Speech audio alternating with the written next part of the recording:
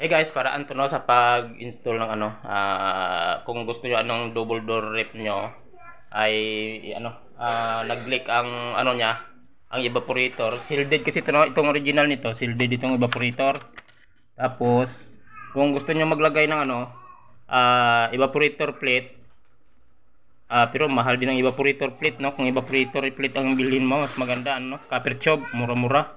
Pero kung may mga freezer kayo guys nga sira, nga okay pang evaporator plate, pwede nyo ilagay no, yan. Yan. Yan ang no.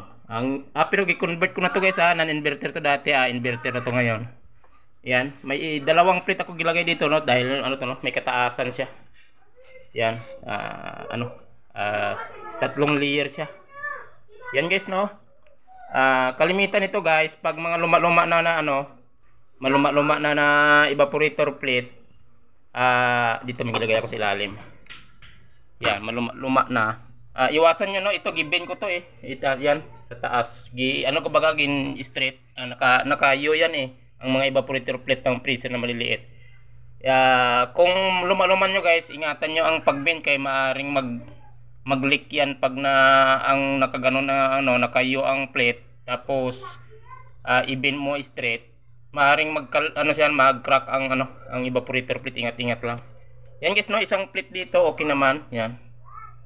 Yan, tapos dito dalawa. Ang pag-install nito, yung nakita mo yung yan ang capillary yan. Umpisa dito sa taas. Capillary yan, tapos naglabas dito yan. Naglabas dito, gilagyan ko yung isolation foam, pababa yan diyan. Yan.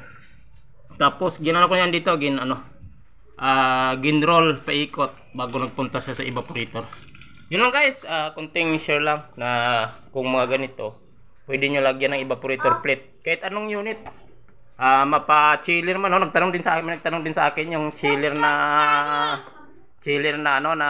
Pudiginso. Mas madali guys maglagay ng ganito sa mga chiller nga Pudiginso. I-straighten mo lang, ilagay mo sa harap niya, pailalim. Yun, okay na yun. Yan guys, konting share lang guys. Salamat.